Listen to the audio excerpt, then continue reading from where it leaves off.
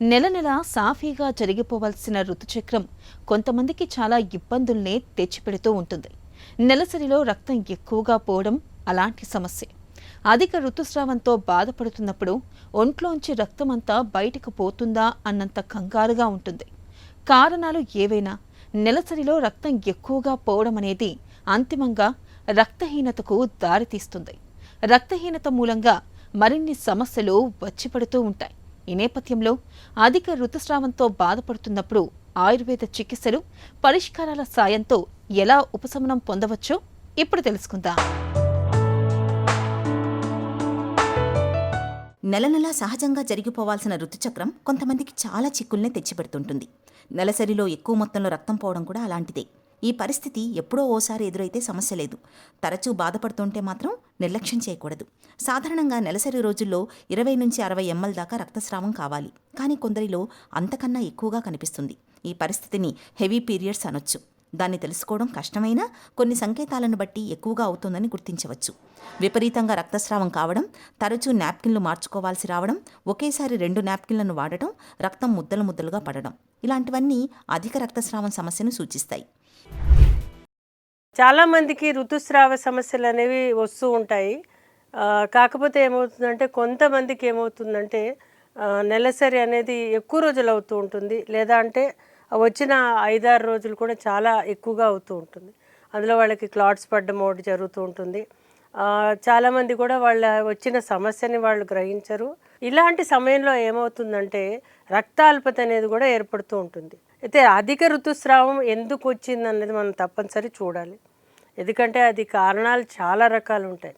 అంటే యుక్త వయసులో ఉన్న వాళ్ళకి అది రీప్రొడక్టివ్ ఏజ్ అంటే ఏంటి 14-15 సంవత్సరాల నుంచి, అంటే వాళ్ళు పెద్ద మనిషి అయిన దగ్గర నుంచి వాళ్ళకి మధ్య వయసు వచ్చే వరకు వాళ్ళకు కొన్ని రకాలైన హార్మోన్ సమస్యలు అవ్వచ్చు, లేదా అంటే థైరాయిడ్ సమస్యలు అవ్వచ్చు, లేదా కొన్ని రకాలైన మందులు వాడడం అవ్వచ్చు, లేదంటే అధికంగా బరువు పెరగడం అవ్వచ్చు.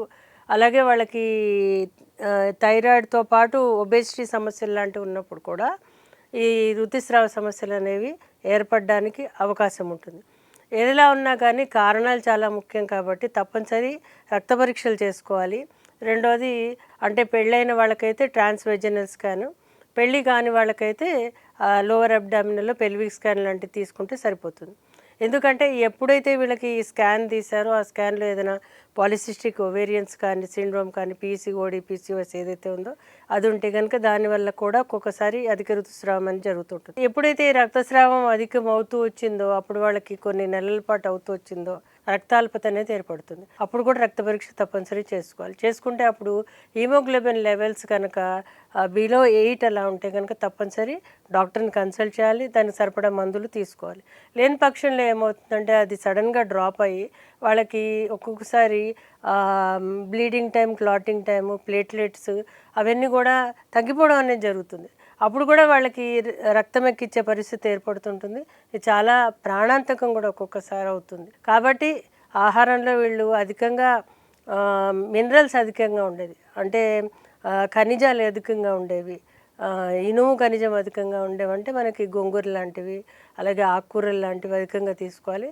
పళ్ళల్లో దానిమ్మ పళ్ళు, అలాగే యాపిల్స్, అన్ని ఫ్రూట్స్, మిక్స్డ్ ఫ్రూట్స్ కలిపి కూడా తీసుకోవచ్చు. లేకపోతే యాపిల్, బీట్రూట్, క్యారెట్ జ్యూస్ కలిపి ఒక జ్యూస్ కింద చేసి ప్రతిరోజు తీసుకుంటూ ఉంటే కూడా రక్తం పెరుగుతుంది. ఫ్రూట్ మనం తింటున్నప్పుడు ఆ ఫ్రూట్స్లో మీరు నిమ్మకాయ పిండుకొని తీసుకున్నప్పుడు కూడా మీకు ఆ సి విటమిన్ ఎప్పుడైతే తీసుకుంటారో అప్పుడు ఐరన్ డెప్లిషన్ అనేది త్వరగా ఏర్పడు. ఎందుకంటే ఈ యొక్క సమస్య వచ్చినప్పుడు సి విటమిన్ కూడా చాలా ఇంపార్టెంట్. సాత్వికమైన ఆహారము, త్వరగా అరిగే ఆహారము, మంచి చేసే ఆహారం అంటే ముఖ్యంగా మజ్జిగ లాంటిది అధికంగా తీసుకుంటే శక్తి రావడంతో పాటు ఈ ఐరన్ డెప్లిషన్ అనేది కూడా తగ్గి వాళ్ళకి ఋతుస్రావం కూడా తగ్గుతుంది. అధిక ఋతుస్రావాన్ని ఆయుర్వేదం రక్తప్రదర వ్యాధిగా చెబుతుంది. శరీరంలో హార్మోన్ల సమతూకం దెబ్బతినడంతో పాటు పిత్తదోషం ఎక్కువైనప్పుడు, గర్భసంచిలో కణితులు ఉన్నప్పుడు అధిక ఋతుస్రావం సమస్యగా మారుతుంటుంది. ప్రతి నెల ఎక్కువ మొత్తంలో రక్తం పోవడం అనేది చాలామందిలో తీవ్రమైన రక్తహీనతకు దారితీయడంతో పాటు మరెన్నో చిక్కుల్ని తెచ్చిపెడుతుంటుంది. నెలసరిలో ఎక్కువ మొత్తంలో రక్తం పోతున్నప్పుడు జీవనశైలిలోనూ ఆహార విహారాల విషయంలో కొన్ని ప్రత్యేక జాగ్రత్తల్ని తీసుకోవాలని చెబుతుంది ఆయుర్వేదం. రోజువారీ ఆహారంలో కారం, పులుపు, మసాలాల్ని బాగా తగ్గించుకోవాలి. నెయ్యి, కందిపప్పు, పాత బియ్యం, పాల పదార్థాలను తరచూ తీసుకుంటూ ఉండాలి. అరటి, దానిమ్మ, ఉసిరి వంటి పళ్లతో పాటు ఖర్జూరం వంటి డ్రై ఫ్రూట్స్ని తరచూ తీసుకోవాలి. బియ్యం కడిగిన నీటిలో 3 గ్రాముల దాల్చిన చెక్క పొడిని కలిపి నిత్యం తాగుతుంటే అధిక ఋతుస్రావం సమస్య క్రమంగా తగ్గుముఖం పడుతుంది. చిట్కాల విషయానికి వచ్చేసరికి ఆయుర్వేదంలో చాలా రకాలైన చిట్కాలు చెప్పారు. ముఖ్యంగా ఈ యొక్క బ్లీడింగ్కి అలాగే రక్తాల్పతకి కాంబినేషన్ కింద కూడా మనం తీసుకోవచ్చు. ముఖ్యంగా మనకి దానిమ్మ ఇళ్లలో దొరుకుతుంటుంది, ఖర్జూరం దొరుకుతుంటుంది, అంజీర్ దొరుకుతుంటుంది. సో దానిమ్మని యాజ్ ఇట్ ఈస్ ఫ్రూట్ కింద మనం జ్యూస్ కింద తీసుకోవచ్చు. అలాగే అంజీరును ఖర్జూర్ లాంటిది స్మాల్ బాల్ లాగా చేసి, అంటే ఫ్రూట్ ఇవాళ రేపు దొరుకుతుంది, రెడీమేడ్గా దొరుకుతున్నాయి అవి, నట్స్ తోటి చేసిన లడ్డూస్, అవి కూడా తీసుకోవచ్చు. కాకపోతే ఏంటంటే ఈ యొక్క బ్లీడింగ్ అయ్యే సమయంలో నువ్వులు లాంటివి కొంచెం వేడి చేస్తాయి, అవి తగ్గించాలి. మిగతా అవన్నీ తీసుకోవచ్చు. అలాగే ఫ్లాక్ సీడ్స్ కూడా చాలా మంచిది. సో ఫ్లాక్ సీడ్స్, అంజీరు, ఖర్జూర్ లాంటివి కలిపి తీసుకుంటే కూడా మంచిది. కాకపోతే ఇంకా కొంతమంది ఏమంటారంటే ఖర్జూర్ కూడా కొంచెం వేడి చేస్తుంది మేడం అంటారు. కాబట్టి మీకు ఏ ఏ ఒక్క డ్రై ఫ్రూట్ మీకు పడుతుందో ఆ డ్రై ఫ్రూట్స్ అన్నీ కలిపి మీరు తీసుకుని ఒక లడ్డు చేసుకుని తీసుకోవచ్చు. ఇలా కాదు మాకు కుదరటం లేదు అనుకుంటారు, ప్రోటీన్ కూడా కావాలి బాడీకి, అప్పుడు పల్లీలు మనకి దొరుకుతుంటాయి, నానపెట్టి పచ్చి పల్లీలు, అవి ఒకసారి వేయించేసి తింటే కూడా మంచిది. అది కాకుండా స్ప్రౌట్స్ తింటే ఇంకా మంచిది. స్ప్రౌట్స్లో మీకు కాంప్లెక్స్ విటమిన్స్ కూడా వస్తాయి. అది కూడా కొంచెం మొలకలు వచ్చినవి ఇంకా మంచిది. ఉడకబెట్టి దాంట్లో కొంచెం ఉప్పు, నిమ్మకాయ వేసుకుని తింటే కూడా చాలా మంచిది. ఈ విధంగా మీరు చిట్కాల్లో కొన్ని చేసుకోవచ్చు. ఇది కాకుండా ఏంటంటే కొన్ని ఔషధాలు ఆయుర్వేదంలో చెప్పారు. ముఖ్యంగా హైబిస్కస్ ఇవాళ చాలా చోట్ల దొరుకుతుంది. అదే మందార పూలు అంటాం మనం, వాటి రెక్కమందారం అనేది వైద్యంలో చెప్పారు. ఈ రెక్కమందార పూలను తీసుకొచ్చి ఒకసారి మంచినీళ్ళలో ఒకసారి వాటిని పచ్చిగా ఉన్న పూలను ఒక 5-10 తీసుకొచ్చి వాటి చిన్న మూకుడులో వేసి కాస్త నెయ్యి వేసి వేయించేసి అందులోనే పట్టిక బెల్లం వేసి దాన్ని చిన్నగా ఉండలాగా చేసి పొద్దున్న, మధ్యాహ్నం, రాత్రి, అంటే పొద్దున్న ఒక 1/4 టీ స్పూను, మధ్యాహ్నం ఒక 1/4 టీ స్పూన్, రాత్రి ఒక 1/4 టీ స్పూన్, ఇది తీసుకుంటే కూడా మీకు బ్లీడింగ్ చాలా చక్కగా పనిచేస్తుంది, తగ్గడానికి హెల్ప్ చేస్తుంది. అలాగే ఇది న్యాచురల్ ప్రోడక్ట్, ఇది హైబిస్కస్ ప్రూవెన్ ఇవాళ సైంటిఫికల్లీ కూడా ఇది పనిచేస్తుంది అన్నది కొన్ని పరిశోధనల ద్వారా తెలుస్తుంది. కాబట్టి తీసుకోవచ్చు, దీనివల్ల ఏ విధమైన నష్టం ఉండదు. నెక్స్ట్ ఇంకోటి వచ్చేసేదంటే మనకి బొబ్బులు అంటాం మనం. బొబ్బులు అంటే ఎకేషియా అంటాం మనం, తుమ్మ అంటాం మనం. ఆ తుమ్మ యొక్క చెక్క యొక్క బెరడు తీసుకొచ్చి అది ఎక్కడ పడితే అక్కడ దొరుకుతుంది. ఒకవేళ బెరడే దొరకలేదు దాని కాడలు తీసుకొచ్చి, అంటే ఏదైతే ఆ కాండం భాగం ఉందో అదంతా పనిచేస్తుంది. కాబట్టి ఒక బెరడు దొరికితే మంచిదే, కాకపోతే ఇంకా కాండం తీసుకొచ్చి ఆ కొమ్మలు తీసుకొచ్చి కచ్చపచ్చగా దంచి వాటిని వేడి నీళ్ళలో కాచి అది తాగితే కూడా చాలా మంచిది. దానివల్ల కూడా అంటే ఏదైనా కానీ కొన్నాళ్ల పాటు వాడితే కానీ రిజల్ట్ రాదు.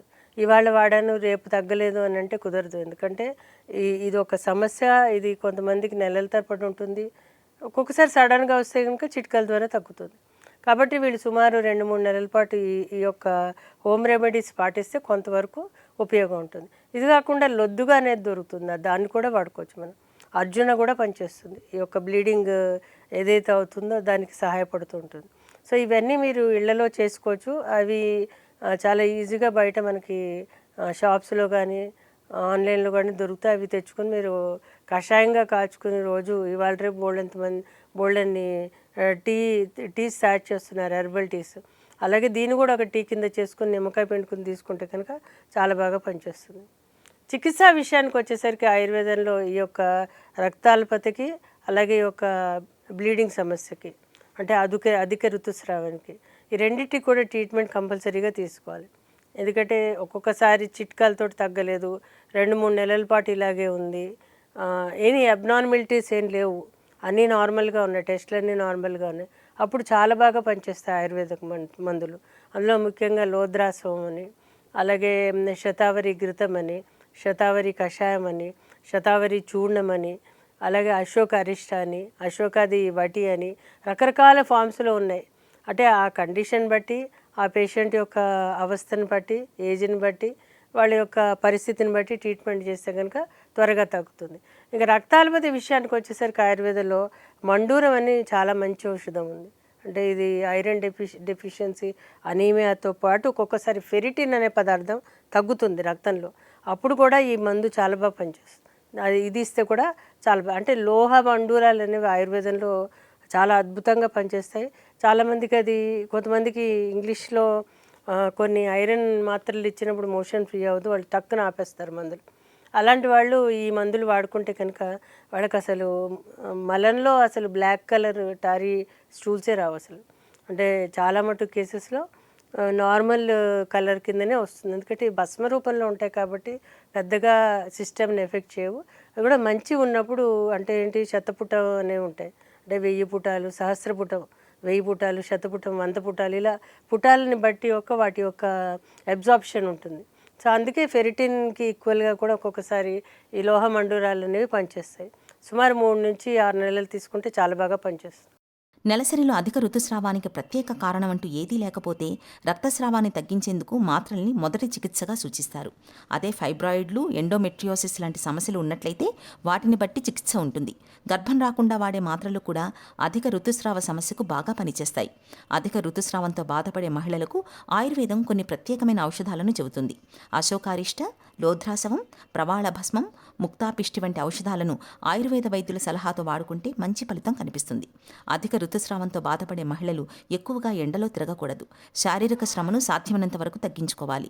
మానసిక ఆందోళనలు, ఒత్తిళ్లను తట్టుకునేందుకు యోగా, ధ్యానం, ప్రాణాయామాలను ఆచరించడం మేలు.